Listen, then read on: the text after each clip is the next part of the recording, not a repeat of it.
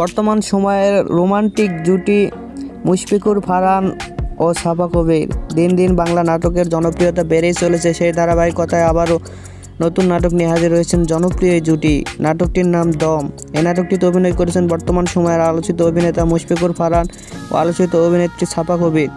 এই নাটকটি রচনা ও পরিচালনা করেছেন রুবেল আনুশ। নাটকটি খুব শীঘ্রই এনটিভির ইউটিউব চ্যানেলে প্রকাশিত হবে। আপনারা দেখতে চাইলে অবশ্যই এনটিভির ইউটিউব চ্যানেলে চোখ রাখুন এবং নিয়মিত নতুন নতুন নাটকের আপডেট পেতে হলে চ্যানেলটিকে অবশ্যই সাবস্ক্রাইব করে রাখুন।